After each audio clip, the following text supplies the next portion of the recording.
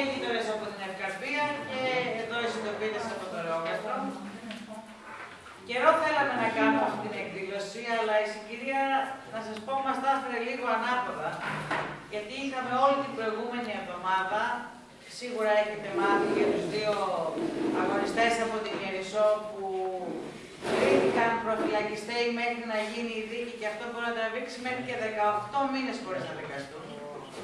Και ήμασταν συνεχώς σε κάποιες κινητοποιήσεις, συμπαράστασης, στον αγώνα τους βασικά, γιατί γι' αυτό δικάζονται οι άνθρωποι, γι' αυτό φυλακίστηκαν, γιατί αγωνίζονται να μην καταστραφεί ο τόπος τους και να έχουν όλα τα παιδιά τους. Είναι ένας αντίστοιχος αγώνας με αυτόν που έχει ξεκινήσει εδώ και χρόνια δίπλα μας στην Ευκαρπία και στον οποίο πάρα πολλοί άνθρωποι από εδώ, από το Ρεόκαστρο, που έχουμε καταλάβει το πόσο κοντά είναι και ότι μας αφορά όλους, συμμετέχουμε και προσπαθούμε να ενισχύσουμε με κάθε τρόπο. Μαζί μας είναι και άνθρωποι οι οποίοι διώκονται και ήδη. Και την ερχόμενη Πέμπτη, 18 του μηνός, έχουν δικαστήρια. Ένα από τα πολλά που έχουν. Που σημαίνει ότι... Για κακούργημα, πες το. Για κακούργημα, είσαι πολύ κακούργος, καπιτάνε. Τι να κάνω, να έτσι θα πάω, την κλίτσα. Η κλίτσα είναι πολύ κακούργημα. Ονικό. Θες το χαρακτηρίσει. Τι να κάνω. Η φιλοδοξία μας, να το πω έτσι, είναι να γίνει μία κουβέντα. Υπάρχει εδώ ένα φυλάδιο που έχει βγάλει το δίκτυο 50, που αναφέρεται αναλυτικά σε κάθε πλευρά αυτής της ιστορίας της διαχείρισης από τη μια από των σκουπιδιών, αλλά και το πώς επιλάχθηκε το συγκεκριμένο μέρος για να γίνει ένας σταθμός μεταφόρτωσης απορριμμάτων 100 μέτρα από το Τιτάνι. Εμείς θα πούμε 2-3 κουβέντες έτσι ίσα-ίσα για να μπούμε στο θέμα και από εκεί και πέρα να γίνουν και ερωτήσεις και τοποθετήσεις από τον κάθε έναν που θέλει. Λοιπόν, ξεκινάμε με ένα απλό πράγμα. Αυτό που ζούμε συνεχώς τα τελευταία χρόνια στη χώρα μας. Εκεί που μας χρωστούσαν, μας πήραν και το βόλιο. Αυτό ζούμε καθημερινά. Δεν είναι δύσκολο να καταλάβει κανείς πως όταν σχεδιάζεται η κατασκευή ενός σταθμού μεταφόρτωσης απορριμμάτων που θα επεξεργάζεται πάνω από 2.000 τόνους σκουπίδια την ημέρα και το πολεοδομικό συγκρότημα της Θεσσαλονίκης δεν παράγει πάνω από 700 τόνους. Αυτό για το οποίο μιλάμε είναι η εισαγωγή σκουπιδιών. Και όσα επιχειρήματα και αν επικαλεστεί κάποιος, ότι δηλαδή πρόκειται μόνο για σταθμό μεταφόρτωσης, αυτό που μας λένε οι διάφοροι δημαρχαίοι, στα διάφορα δημοτικά συμβούλια και σκέφτονται τα ηματιά τους. Μα δεν πρόκειται για καύσιμο, μόνο σταθμό μεταφόρτωσης, για οικονομία στα καύσιμα, τώρα παρηματοφόρα κλπ. Μόνο άμα πας εκεί που θέλουν να το κάνουν τόσμα και δεις πόσο κοντά είναι το φουγάρο και πόσο κοντά είναι ο Τετάνας, δεν χρειάζεται, τα καταρρύπτει όλα. Να συμπληρώσουμε βέβαια ότι από το 2010 υπάρχουν υπουργικές, φωτογραφικές κιόλας υπουργικές αποφάσεις για τις τσιμεντοβιομηχανίες ότι μπορούν να καίνε εναλλακτικά καύσιμα. Και εναλλακτικά καύσιμα σημαίνει από τα πλαστικά των θερμοκηπίων, σημαίνει από παλιά ελαστικά, παλιές ηλεκτρικές μηχανές, μέχρι λιματολάσπη, η οποία δεν είναι μόνο, ας πούμε, γυκαίρια, κατάλοιπα, παραδρόμες, έχει και βιομηχανικά απόλυτα. Τοξικά δηλαδή. Έτσι όπως οι διάφορες βιομηχανίες και επενδυτικές εταιρείες μπορούν, ό,τι τους περισσεύει. Τώρα, στην πυραμίδα διαχείρισης απορριμμάτων, η τελευταία θέση την έχει η ταφή, οι χωματερές δηλαδή. Η πρώτη τελευταία την έχει η καύση. Και από εκεί και πέρα υπάρχουν άλλα πολύ πιο ενδιαφέροντα, πιο φθηνά, πιο αποδοτικά και πιο λιγότερο επιβλαβή για το περιβάλλον. Λοιπόν, και όσο καλοπροαίρετος και να είσαι, ρε παιδί μου, με ενδιαφέρει όσο καλοπροαίρετος να είσαι, δεν μπορείς, θα το σκεφτείς λίγο. Πώς γίνεται ο άλλος να έχει τελειώσει, ας πούμε, το πανεπιστήμιο, να έχει μεταπτυχιακό, να έχει και 4 δοκτορά, να είναι στην υπεύθυνη θέση και να μην μπορεί να πάει στο ίντερνετ, να το πατήσει στο Google, να δει τι γίνεται με τα απορρίμματα, τι μελέτες υπάρχουν, τι λύσεις υπάρχουν, τι προτάσεις υπάρχουν, τι εφαρμοσμένη εμπειρία υπάρχει. Το που κάνουμε εμείς δηλαδή, αναζητώντας να βρούμε τις απαντήσεις στα ερωτήματα που μας έρχεται η ίδια η ζωή. Αλλά παίρνουν αποφάσεις που στην ουσία είναι εντολές και πασχίζουν με πολύ μεγάλη προσπάθεια να τις υλοποιήσουν κιόλας.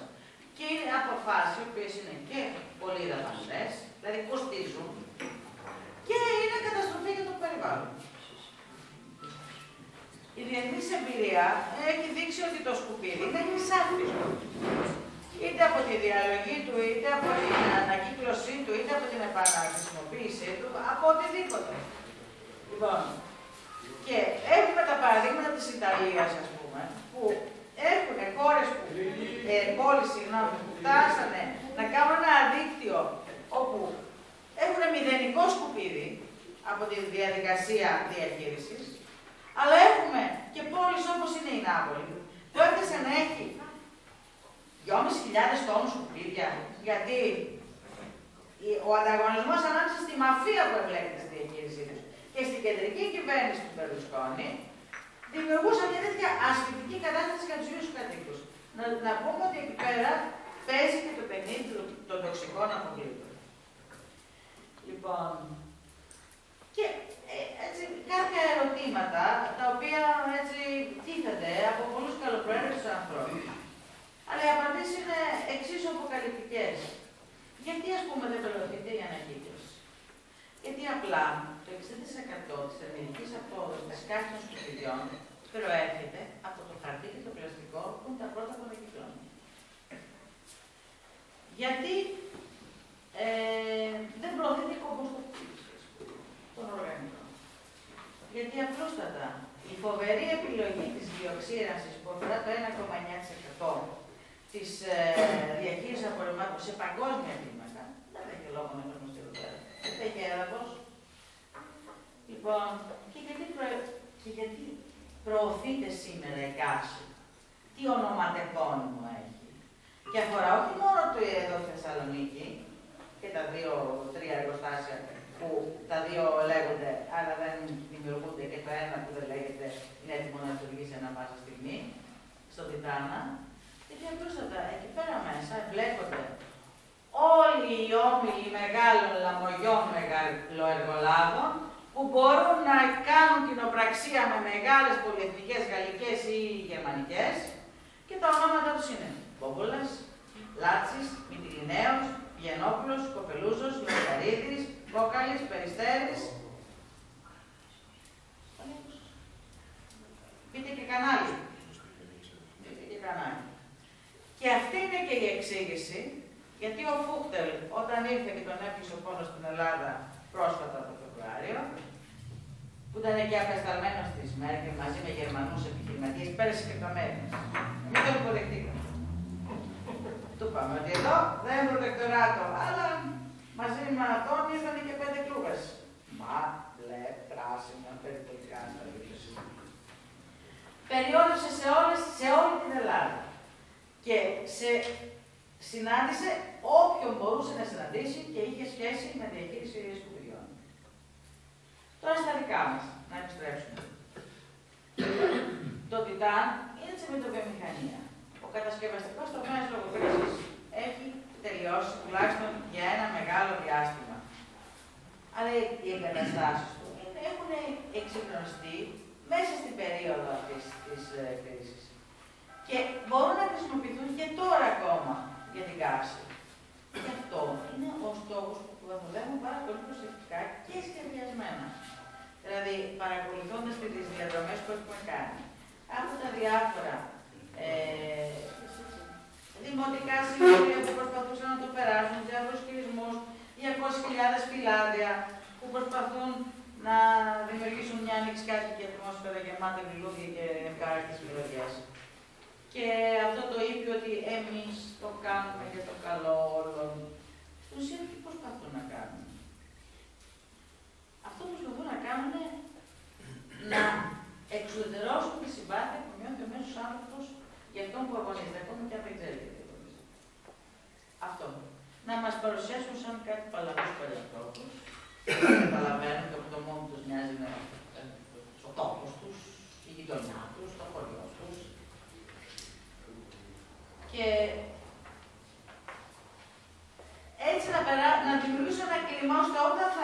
δράμουν, τουλάχιστον για την αρχή ένας κόσμος να είναι εξεδρωμένος και να μην μπορεί να λειτουργήσει και να συμπαρασταθεί. Πολύ περισσότερο για εμάς εδώ στο Λόκαστρο. Ο χώρος που έχει χωροθετηθεί ο ΣΜΑ και το Τιτάνι είναι 500 μέτρα από τα πρώτα σπίτια του Δήμου μας στον οικισμό της Γαλλίας. Οπότε είναι σαν να είναι δίπλα μας. Είναι. Μας αφορά άμεσα. Το πρώτο σπίτια είναι δικά μας. Και όταν φυσάει τα αεράκι νότιο-ανατολικό, δεν μπορεί να το πει γύρνα, θα το φέρει όλο εδώ. Λοιπόν, η καύση είναι γνωστό ότι δημιουργεί πάρα πολύ επικίνδυνες, εξαιρετικά επικίνδυνες ουσίες όπως είναι τα φουράνια, τα ακτινογόνες και οι διοξίνες. Δεν υπάρχει ακόμα τουλάχιστον τέτοιο φίλτρο που να μπορεί να τα κρατήσει. Δεν μπορεί κανείς να εγγυηθεί ότι κάποια στιγμή το φίλτρο ακόμα και αν σου πούνε ότι θα το καταφέρει. Πέρα από όλα όσα είπαμε, τουλάχιστον κατά την προσωπική μου έτσι εκτίμηση, και θα ήθελα να το θέσω για συζήτηση, ότι η Ευκαρπία έχει μια ιδιαιτερότητα που δεν την έχει ούτε η Κερατέα, ούτε η Λυξός. Δεν χρειάζεται να προγραμματίσεις ημερήσια εκδρομή για να πας. Πάει στο λεωφορείο από την Αριστοτέλους, σε μισή ώρα στο κέντρο της Ευκαρπίας. Ξεκινάς από το Ευρώπη και σε 10 λεπτά είναι πρακτικά Θεσσαλονίκη. Έτσι λοιπόν, η δυνατότητα για να δημιουργηθεί ένα κίνημα αλληλεγγύης είναι πάρα πολύ. Και ένα αποτελεσματικό κίνημα αλληλεγγύης είναι δύσκολο. Αρκεί να γίνει γνωστό, να εξηγηθεί, να ενημερωθεί όλος ο κόσμος, να τολμήσουμε να το κάνουμε αυτό το πράγμα, να φύγουμε δηλαδή και από την Ευκαρπία και από το Λόκαστρο και να πάμε σε όλες τις συνοικίες της πόλης. Να το πούμε, να το αναδείξουμε. Ποιο είναι το πρόβλημα? Ότι επιλέγονται αυτά τα πράγματα για να το προνομήσουμε κάποιοι και αδιαφορούν για οτιδήποτε άλλο. Και αυτοί που τους υπηρετούν, στο μόνο που προσβλέπουν είναι στα ψήφια που τους πετάξουν. Για μας όμως αυτό σημαίνει πάρα πολύ σοβαρά πράγματα. Κινδύνους σοβαρούς και για μας και για τα παιδιά μας. Λοιπόν, σε αυτό λοιπόν είμαστε. Αυτή η κουβέντα, αυτό το πράγμα προσπαθεί να υπηρετήσει. Να ανοίξει το ζήτημα. Και στη διαδρομή αυτό το πράγμα, όσο μπορούμε περισσότερο, ο καθένας από εμάς να το ανοίξει εκεί που θα βρίσκεται. Αυτά από εμάς. Ο λόγος τώρα στο Μιχάλη. Μιχάλης είναι από το δίκτυο 50. Εγώ θα σηκωθώ πάνω, να με βλέπετε. Λοιπόν, θα μας πάσω ο Μιχάλης από το δίκτυο 50 συλλόγων. Καταρχήν, για και τρία πράγματα, να πούμε πρώτον, με λίγα λόγια τι είναι ο ΣΜΑ και γιατί αντιδρούμε. Δεύτερον, για ποιο λόγο αφορά και εσάς τους κατοίκους του Ρεοκάστρου, είναι σημαντικό. Και τρίτον, τι έχει γίνει περίπου μέχρι τώρα, με τον αγώνα τον πολύμηνο που έχουμε κάνει, περίπου 16 μήνες, καθημερινού αγώνα, να ξέρετε, να έχετε υπόψη σας, και τι μένει γενέστε. Λοιπόν, ο ΣΜΑ Ευκαρπίας μπήκε σαν ένας επιπλέον σταθμός μεταφόρτωσης, ένας σταθμός όπου θα συμπληρώσουν τα σκουπίδια και μετά θα πηγαίνουν για ταφή, δυστυχώς στην Ελλάδα. Αυτό που μας προβλημάτισε και ασχοληθήκαμε με όλο αυτό το θέμα ήταν ότι η πνία, ας πούμε, το Τιτάνα, 100 μόλις μέτρα, δίπλα στην Ευκαρπία, και ότι από όλους τους ΣΜΑ που θα κατασκευάσαν τελικά θα γινόταν μόνο ένας, αυτός της Ευκαρπίας. Δεν είναι τυχαίο αυτό ο ΣΜΑ Ευκαρπίας, η διάσταση του είναι τεράστια. Για να πάρετε έτσι μια ιδέα στην ουσία για το τι σκουπίδι θα καταλήγει τελικά και τι είχαν σκοπό αυτοί να καταλήγουν, στη μελέτη γράφει ότι περίπου θα μιλούσαμε για 400.000 τόνους σκουπίδια το χρόνο. Με τα επίσημα στοιχεία που έδωσε ο ΤΑΜ, τα σκουπίδια που θα θέλουν οι δήμοι εκεί πέρα είναι αυτή τη στιγμή στους 200.000 τόνους. Δηλαδή πέσαν στα μισά από αυτά που είναι η μελέτη. Είναι μια κλασική λογική εντός εισαγωγικών, εντάξει, που κάνουν όλα τα δημόσια έργα. Δηλαδή δεν κάνουν πολλά και μικρά για να μοιράσουμε να τα δώσουμε σε διάφορους εργολάβους. Κάνουμε ένα τεράστιο έργο, το περικοστολογούμε. Το παίρνει ένας γνωστός ή δύο γνωστοί, αυτό που διάβασα προηγουμένως, εδώ πάει και η Χρυσή. Και στην ουσία αυτό που έχουμε καταφέρει είναι ότι υπερδιαστολογήσαν το έργο, ενώ άξιζε περίπου 2 εκατομμύρια ευρώ, πήγαν 12 εκατομμύρια ευρώ, και τέλος πάντων μας προβλημάτισε λίγο η δυναμικότητά του. Δηλαδή, αν δείτε ότι εμείς κανονικά θα πρέπει στο ΣΜΑ να πηγαίνουν περίπου 500-600 τόνοι, μιλάμε για όλη τη δική Θεσσαλονίκη, από τη Σύνδο μέχρι την Τριάνδρεια, και το 60% του Δήμου Θεσσαλονίκης. Μάλιστα, είχαν το θράσος να ονομάσουν βορειοδυτικό τομέα το ΣΜΑ αυτό, λαμβάνοντας υπόψη και το Δημαρχείο Θεσσαλονίκης. Το Δημαρχείο Θεσσαλονίκης είναι βορειοδυτικός τομέας. Πρακτικά ο ΣΜΑ αυτός εδώ πέρα μπορεί να έχει δυναμικότητα μέχρι και 2 και 3.000 τόνους την ημέρα. Μιλάμε δηλαδή για 5πλάσια, 6πλάσια, μπορεί και 7πλάσια δυναμικότητα την ημέρα. Αυτό μπορεί να σημαίνει οτιδήποτε. Ότι μπορεί να είναι ο ΣΜΑ του νομού Θεσσαλονίκης, μπορεί να είναι διπλανών νομών, μπορεί να εισάγει σκουπίδια και ούτω καθεξής. Τέλος πάντων, ο πρώην Δήμος Ευκαρπίας έχει κάνει κάποιες προσφυγές, οι οποίες εκκρεμούν στο Συμβούλιο Επικρατείας.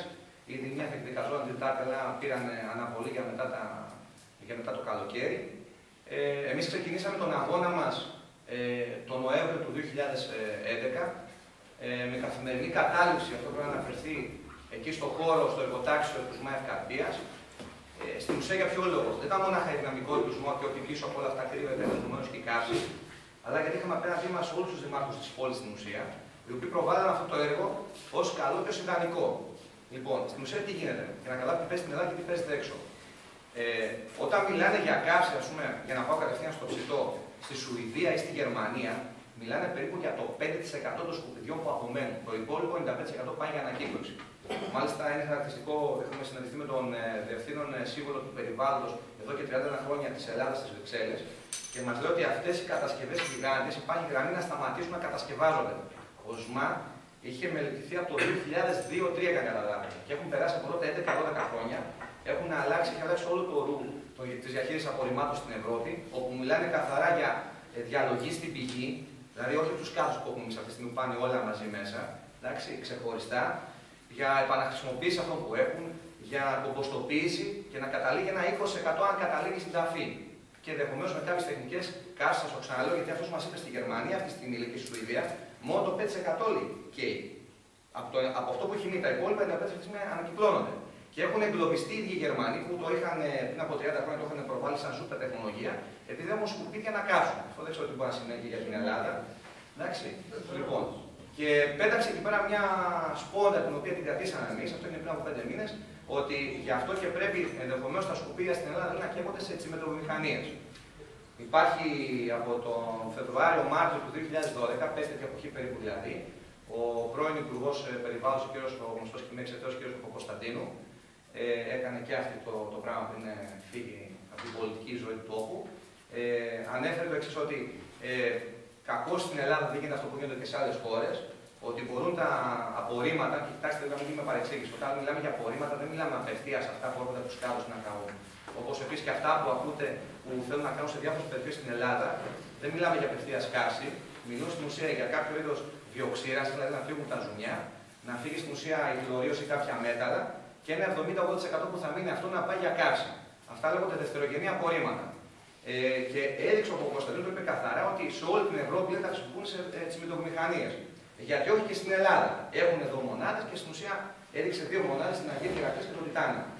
Ήδη, για να έχετε υπόψη σας, στο καμάρι της Βιωτίας, εδώ και 14 μήνες περίπου, καθώς και στην Αγία Ηρακλής καίνεται και δευτερογενή απορρίμματα. Στην Τιτάνιο, στην Αγία Ηρακλής, όχι. Την πήραν πίσω. Ωραία. Άρα το παίρνω πίσω κι εγώ. Λοιπόν, λοιπόν, στο καμάρι της Βιωτίας πρώτος ο Τιτάνας και η δευτερογενή απορρίμματα. Πριν από 3 χρόνια ο Τιτάνας, εδώ μια τεράστια προσπάθεια που κάναμε εμείς, τον αποτρέψαμε να καίει λιματολάσπη. Η λιματολάσπη είναι στην ουσία τα κακάκια μας εντός ευρωπαϊκών, να το πω έτσι, εντάξει. Που αυτή τη στιγμή πάνε στο Γαλλικό ποταμό, όπου τα οποία τα ήθελε ο Τιτάνας, παίρνοντας 10 εκατομμύρια ευρώ τη χορήγηση στον χρόνο, για να έχει σαν καύσιμο υλικό για να παράγει ηλεκτρική ενέργεια. Όχι για να δουλεύει σαν τσιμεντοβιομηχανία, για να παράγει ηλεκτρική ενέργεια. Τότε είχαν ξεσηκωθεί οι κάτοικοι με τη βοήθεια κάποιων δημάρχων και λέω δημοτικών εκλογών και το αποτρέψαμε αυτό. Ο Τιτάνας το έχει στο μυαλό του αυτό, αλλά έχει στο μυαλό του και την καύση απορριμμάτων. Όπως είπε πολύ σωστά ο και εσύ, δηλαδή έχει σταματήσει πλέον να παράγει, να δίνει τσιμέντο στην Ελλάδα. Η άμεση σκέψη του είναι ενδεχομένως να κάψει σκουπίδια ή να κάψει χρηματολάσπη. Λοιπόν, εμείς αυτό που καταφέραμε στην ουσία και μέσα από τις πάρα πολλές συζητήσεις που έχουμε κάνει, κάθε εβδομάδα, κάθε Παρασκευή στην Ευκαρπία για πολλούς, για 5 μήνες τουλάχιστον είχαμε 300-400 άτομα κάθε εβδομάδα συγγνώμη εκεί πέρα σε συνελεύσεις. Γίναμε όλοι οι επιστήμονες εκεί πέρα. Μάθαμε τι παίζει με αυτό το ΣΜΑ. Αυτό που δεν μπορούσαν ποτέ να μας απαντήσουν κανείς δήμαρχος είναι για τη δυναμικότητα. Μάλιστα το θράσος που είχε ένας από αυτούς να πει ότι το κάναμε τόσο μεγάλο, λέει, επειδή θα έρχονται πολλά απορριμματοφόρα ενδεχομένως κάποια ώρα το πρωί, να μην υπάρχει συνοστισμός. Δηλαδή αυτή είναι η λογική. Δηλαδή, εσύ, αν θες παράδειγμα γίνει ένα ποτηλιάρισμα στο περιφερειακό δρόμο, το κάνεις με 10 λωρίδες προκαταβολικά, μην τυχόν και γίνει κάποιο ποτηλιάρισμα. Καταλαβαίνετε ποια είναι η λογική τους. Επίσης, έχουν βγάλει και αυτές τις παλιοφυλάδες 200.000 αντίτυπα, εκεί λεφτά υπάρχουν δυστυχώς, όπου είπαν ένα κάρο ψέματα, όπως στην ουσία ότι έχουν εκδικαστεί κάποια δικαστήρια που γίνει για το ΣΜΑ, κανένα δικαστήριο δεν έχει βγει. Στο Συμβούλιο Επικρατείας υπάρχουν 2 προσφυγές οι οποίες μιλούν για τα παραπληκτικά στοιχεία της μελέτης, για να καταλάβουν τι έχουν κάνει στην ουσία. Γράψαν στη μελέτη ότι απέχει ο ΣΜΑ 1200 μέτρα από την ευκαρπία, με πραγματική απόσταση είναι 700 μέτρα. Αυτό κάνει για να πάρουν τα χαρτιά. Υπάρχει ένα όριο 1000 μέτρων. Επίσης, το πιο τρελό από όλα που γράψαν, που είναι τελείως προφητικό, είναι ότι μας παρουσιάζει σαν περιβαλλοντικό παράδεισο. Ας πούμε, υπήρχαν κάποιες στήλες που λέγανε η ευκαρπία είναι περιβαλλοντικά υποβαθμισμένη. Όχι. Έχει κάποια βιομηχανική δράση. Όχι. Το μόνο που αναφέρει για να καταλάβει είναι ότι έχει κάποια ήπια βιομηχανική δράση που λέει τιτάνι. Αυτά τα κάνουν επίτηδες σε περιοχές που ξέρουν, το έχουμε ξαναπεί αυτό τώρα, που είναι μικρές, όπως ήταν η Μαυροράχη, με το Χιτά, όπως είναι η Ευκαρπία που είχε 5.000 κόσμο πριν από 10 χρόνια και τώρα έχει 20.000 κόσμο. Ότι θεωρούσαν ότι δεν θα αντιδράσουμε, ότι επειδή είχαμε ανοιχτεί όλα αυτά τα χρόνια την περιβαλλοντική υποβάθμιση της περιοχής, θα συνεχίσαμε να την ανεχόμαστε, ώσπου ξαφνικά ξεχύλισε το ποτήρι από αυτή τη σταγόνα που λεγόταν ΣΜΑ, αντιδράσαμε και φτάσαμε εδώ που φτάσαμε. Εν τέλει, αυτό που θέλω να σου πω στο πρώτο κομμάτι είναι ότι δεν πρέπει να κατασκευαστεί ο ΣΜΑ στην ουσία για 2-3 λόγους. Ποιοι είναι αυτοί οι λόγοι? Πρώτον, είναι εναντίον στη διαχείριση απορριμμάτων όπως πρέπει να γίνει στην Ελλάδα. Αυτή τη στιγμή κανένας δήμαρχος στη Θεσσαλονίκη δεν μιλάει για ορθή διαχείριση. Δηλαδή, καταλήγουν στη Μαυροράχη το 95% των σκουπιδιών. Ακριβώς το ανάλογο από αυτό που συμβαίνει στην Ευρώπη ή σε οποιαδήποτε λογική χώρα που κάνει ορθή διαχείριση. Γιατί μιλάμε γι' αυτό. Αν κάναμε τουλάχιστον ένα 25-30% παραπάνω, θα είχαμε περίπου 2.500 θέσεις εργασίας στη Θεσσαλονίκη, για να καταλάβουμε. Για να μιλάμε νούμερα.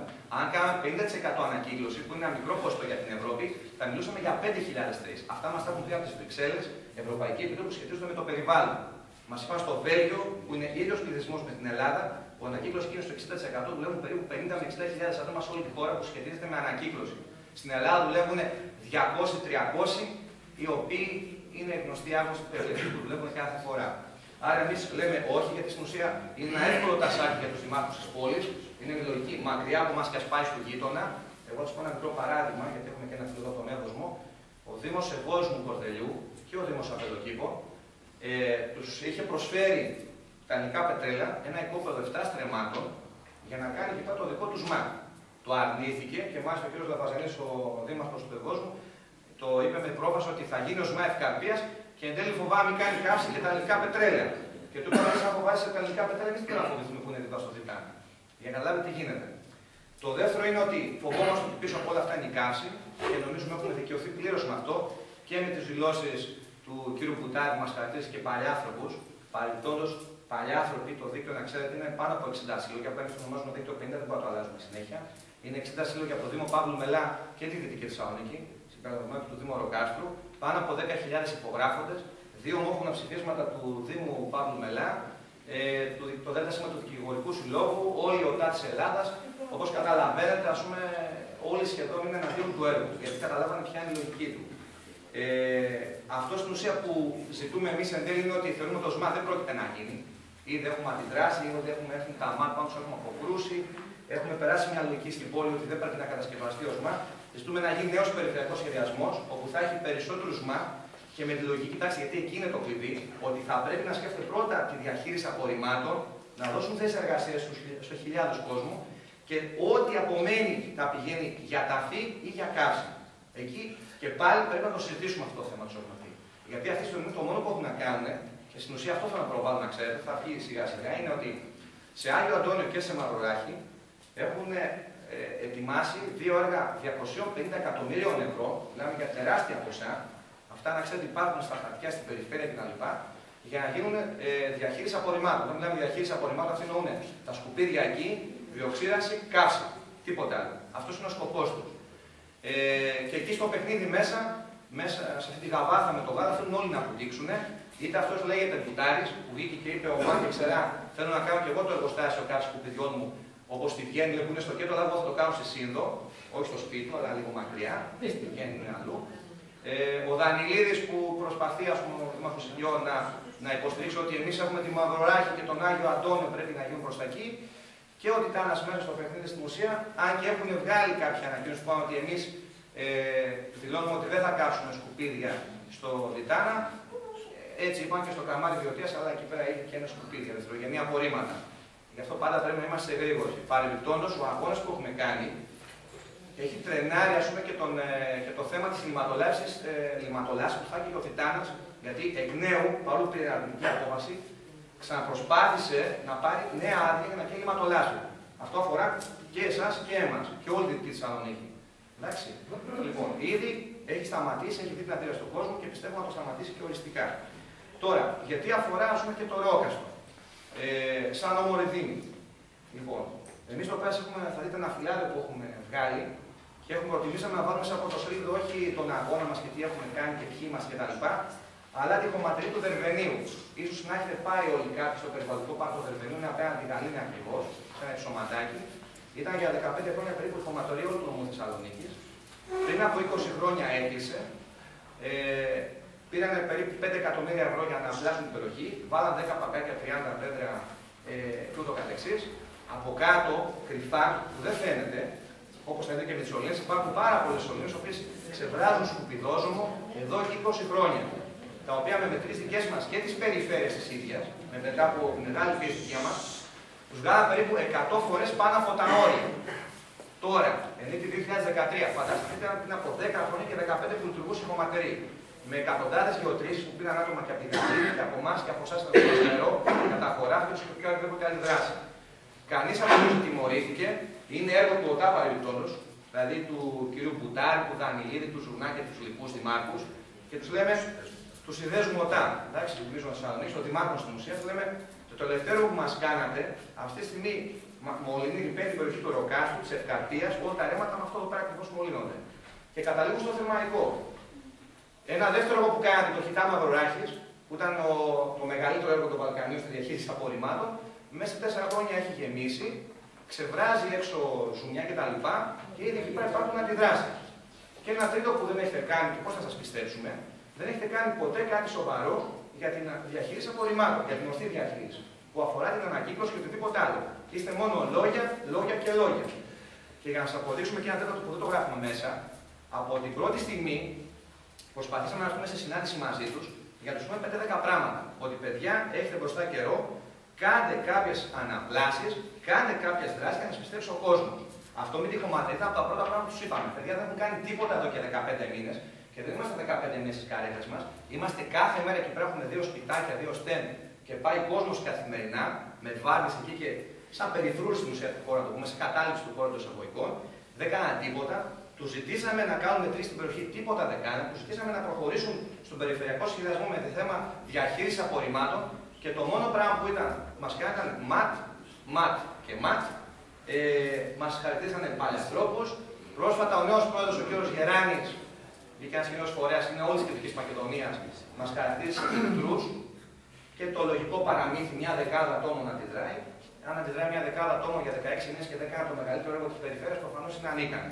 Προφανώς και δεν είναι μια δεκάδα ατόμων.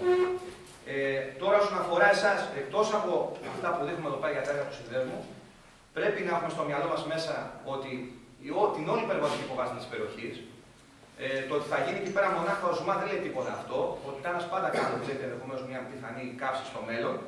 Δεν μπορεί να μας το υπογράψει αυτό. Όταν του ζητήσαμε εμείς, μπορείτε να μας το υπογράψει αυτό. Είπαμε να βάλουμε ένα δελτίο τύπου. Και να το υπογράψει, μπορεί να πει του χρόνου ότι παιδιά, εμείς δεν πάμε καλά, θα γίνουμε σκουπίδια. Όπως και ο ίδιος ο σύνδεσμος. Υπόψη ότι η χωροθέτηση θα επαναπροσδιοριστεί για τη Μαυροράχη και ενδεχομένως τον Αγιοντώνιο. Δεν ξέρουμε πού θα γίνει. Ενδεχομένως οι αντιδράσεις που έχουμε κάνει σαν κάτι στην Ευκαρπία μαζί με το Δήμο Παύλου Μελά εκεί πέρα, ενδεχομένως είναι αποτρέψει σαν μέρος να γίνει εκεί πέρα χωροθέτηση. Αν όμως δεν αντιδρούσαμε και δεν ξέρω, αν σταματήσουμε να αντιδρούμε, μπορεί ενδεχομένως ο επαναπροσδιορισμός της θέσης να είναι κάπου εδώ κοντά. Αυτό είναι λογικό να ξέρετε, εντάξει, γιατί αυτοί στην ουσία θέλουν κάτι που δεν είναι χρυσή και αυτό που συμβαίνει στην Ευρώπη είναι ότι αν γίνει κάπου, ας πούμε, αυτοί οι κάψοι του που θέλουν και ρομαντίζονται, θέλουν να κάνουν, όπως πάνε να κάνουν στην Αθήνα, πρέπει να είναι σχετικά κάπου κοντά για να αποδώσει θερμική ενέργεια. Να το πω πολύ απλά, σε κατοικήσιμη περιοχή. Αλλιώς δεν έχει νόημα. Για να αποδοθεί αυτή η θερμική ενέργεια, είτε σαν ζεστό νερό ή σε ηλεκτρική ενέργεια, σε σπίτια, σε κατοικίες. Ενδεχομένως αυτή η λογική, ο Μπουτάρης, παρένθετο είπε τυχαία τη σύνδρομη. Έχει υπάρχει και τη χρήση είχε για να την κάνει και όπως υπόθηκε, έταξε σε σύνδρομη ότι θα έχετε όλη τζάμπα ρεύμα και ζεστό νερό στα σπίτια κτλ. Δηλαδή, άμα αυτό ξαφνικά με αυτό το ας πούμε, τη γαβάδα με το γάλα, ελάτε παιδιά να μου δείξετε τι ωραίο που είναι, μπορεί να πούνε ναι, πολλοί που ακούνε από μακριά, χωρίς να ξέρουν τις επιπτώσεις. Θα σας είπα, δηλαδή και εμάς μας λέγανε οι επιπτώσεις μέσα στην αγωγές θα είναι μια χαρά, δεν θα υπάρχει καμία επιβάρηση, θα είναι κλειστά τα απορριμματοφόρα. Μας είπανε μάλιστα, γιατί τους είπαμε, ποιος θα το ελέγχει, ρε παιδιά, αυτό. Και λες εσύ ήδη, θα έχουμε κάμερες 24 ώρες 24 να κάνεις το σπίτι να το παρακολουθείτε. Μαζί με τις Τουρκίες θα καθόμαστε να βλέπουμε και το ΟΣΜΑ εκεί πέρα, τι θα έχουμε 24 ώρες. Εμείς σου απαντήσαμε ότι δεν σας εμπιστευόμαστε, ορίστε. Βλέπουμε τα ταμάρια του Τιτάνα εδώ και 25 χρόνια τίποτα δεν έχει γίνει. Η Εγνατία εδώ μας είχε πει για υποπετάσματα, τίποτα δεν έχει γίνει. Παρατήρως, μια που είστε και από το Ρόκαστο, τα παιδιά που εδώ πέρα που είναι από το Ρόκαστο που έρχονται στο δίκτυο ξέρουν τι θα πω. Από το τζάου του Ροκάστρου μέχρι την Καλίνη είναι γεμάτο με παράνομες βιομηχανίες. Έχουμε κάνει πολλά σαν περιβαλλοντική συλλογή εκεί πέρα. Ένα παράδειγμα να σα πω: υπήρχε χυτήριο μολύβου που δούλευε 25 χρόνια εκεί στον Τζάπο χωρίς άδεια λειτουργίας. Και δούλευε Μεγάλη Παρασκευή, 25 Μαρτίου, Σάββατο, Κυριακή και μέρες. Το τι ρήπανση είχε δημιουργήσει στο περιβάλλον, ευτυχώς το κλείσαμε στην ουσία, δεν λέγεται. Και υπάρχουν δυστυχώς πάρα πολλά τέτοια. Όπως επίσης υπάρχουν και πάρα πολλά ιδιωτικά κέντρα διαλογής ανακοινώσεων υλικό και ΣΜΑΤ, γιατί οι Δήμοι δυστυχώς είναι ανίκανοι να τα πάρουν οι ίδιοι. Αυτή είναι η πρότασή μας. Μπορεί ο κάθε Δήμος καλλιτεχνικός να έχει το δικό του ΣΜΑΤ. Να μπορεί να τα διαχειρίζεται, για να μπορεί να τα περιορίσει έτσι, να κάνει τη δικιά του ανακύκλωση, να δώσει δουλειά στους εργαζόμενους του Δήμου του ή σε κόσμο που πεινάει. Γιατί δεν το κάνει αυτό. Έλα, σωστά. Υπάρχουν 4 τέτοια ιδιωτικά drive και ΣΜΑ στην Ευκαρπία, μέχρι Γαλήνη. Με τεράστια υψόμετρα, να το πούμε έτσι, ανακυκλώσιμων υλικών. Είναι κρίμα αυτά που πηγαίνουν στον αέρα. Γιατί οι δήμαρχοι μας δυστυχώς δεν είναι ικανοί, να μην πω ανίκανοι, δεν είναι ικανοί ή δεν θέλουν. Τα σκουπίδια τα έχουν στην άκρη πραγματικά. Άρα ένα θέμα που αφορά και εσάς, είτε αυτό λέγεται καύση, είτε λέγεται διαχείριση απορριμμάτων και αφορά όλους μας εργαζόμενους κτλ. Είτε αυτό πρέπει να παραδώσουμε στα παιδιά μας. Από εκεί και πέρα, εμείς πιστεύουμε ότι ο αγώνας είναι νικηφόρος. Τους έχουμε αποκούσει πάρα πολλές φορές. Είμαστε βέβαια στα όπλα ακόμη, κρατάμε κάποια πισινή. Γιατί κοιτάξτε, οι προθεσμίες που δεν είναι και πολύ μεγάλες, έχουν πάρει 2-3 φορές παράταση αιτήσεις. Η τελευταία είναι τον Αύγουστο. Ελπίζουμε ότι δεν θα περάσει αυτό, όχι επειδή είμαστε αρνητιστές και μηδενιστές και δεν το θέλουμε. Επειδή πραγματικά θέλουμε να γίνει κάτι σοβαρό με τη διαχείριση απορριμμάτων, δεν θέλουμε τον μονόδρομο της κάρτης όπως γράφουμε μέσα και θέλουμε έτσι στην ουσία να αποδοθεί δικαιοσύνη και στις περιοχές μας, περιβαλλοντικά, αλλά και να γίνει σωστή διαχείριση απορριμμάτων για τα παιδιά μας. Εγώ είμαι καθηγητής σε Λύκειο, έτσι, για να δώσω παράδειγμα, τι ηλικιώσουμε και δεν ξέρουμε τι να πούμε στα παιδιά. Τρεπόμαστε, κύριε, τι να σπουδάσουμε, δεν ξέρουμε. Ορίστε, εδώ πέρα υπάρχει μια προοπτική να βρουν δουλειά στα παιδιά. Γιατί επιτέλους να μην ξυπνήσουν αυτοί που ασχολούνται με την τοπική αυτοδιοίκηση και να κάνουν αυτά που βλέπουν όταν πάμε στο εξωτερικό. Αυτά, κλείνοντας. Για οποιαδήποτε ερώτηση. Τα χαράδες που κλείσαν, να τους βάζει έτσι μια ξενιά. Γιατί οι Δήμοι δεν ενδιαφέρονται? Για Οι Δήμοι της Δυτικής της Θεσσαλονίκης και το Ροκάστρο βλέπω να πούμε ότι δεν είπε κανένας. Γιατί δεν ενδιαφέρονται οι Δήμοι, οι οποίοι και αρμόδιοι για αυτό το θέμα? Γιατί υπάρχει λογική, σας είπα, μακριά από εμάς και ας είμαστε αγαπημένοι. Δηλαδή, κοιτάξτε λίγο. Όλα δεν έχει καμία σημασία. Εφόσον όμως επηρεάζει και εδώ το Ρόκαστρο, έπρεπε και το Ρόκαστρο να ήταν εδώ. Γιατί κοιτάξτε, εμείς είχαμε μιλήσει το πάμε τον Δευτέρα της καθαριότητας, ενώ πριν από 15 μέρες ήταν καθαρά υπέρ μας, κάποια στιγμή άλλαξε στάση. Και αυτή ποια ήταν η στάση? Κάνει κάποιο συμβούλιο στην περιφέρεια, αυτή του ΟΤΑ κτλ. Και τους είπαν ότι, κοιτάξτε παιδιά, ο κάθε Δήμος, εσείς πάνω το Ροκάστρο, αντί να στείλετε 50 απορριμματοφόρα την ημέρα, λέω παράδειγμα, στη Μαυρόκια θα στείλετε 10. Αν γίνει το ΣΜΑ. Αν θα γλιτώσει λεφτά εσύ αντιδήμαρχε, εσύ δήμαρχε θα γίνει ήρωας, θα εξοικονομήσει λεφτά και ούτω καθεξής. Με αυτό το πρόσχημα βλέπουν όλοι την προσωρινή λύση. Ποια είναι η προσωρινή λύση? Ας γίνει ο ΣΜΑ, περιμένα 1000 μέτρα, 2 χιλιόμετρα, 5 χιλιόμετρα μακριά. Θα κερδίσω εγώ λεφτά όσα κερδίσω σαν Δήμος, ας βγει το ΣΕΛ την επόμενη τετραετία και στην ουσία αυτό κάνουν άλλοι. Εδώ στο Δήμο Ευόσμου, σας είπα και Αμπελοκήπων, σε μια τεράστια περιοχή 200.000 κατοίκων, τα αλλικά πρέπει να τους κάνουν το δικό του ΣΜΑ. Αυτό ήταν έτοιμο χώρο. Άλλο παραμύθι που δεν υπάρχουν πόροι. 7 στρέμματα γης πάνω από τον περιφερειακό. Και το αρνηθήκαν αυτοί, γιατί στην ουσία, σαν δικαιολογία, υπάρχει επίσημα σε Δημοτικό Συμβούλιο ότι θα γίνει ο ΣΜΑ Ευκαρπίας. Παιδιά, υπάρχει αυτή η λογική δυστυχώς. Και εφόσον έγινε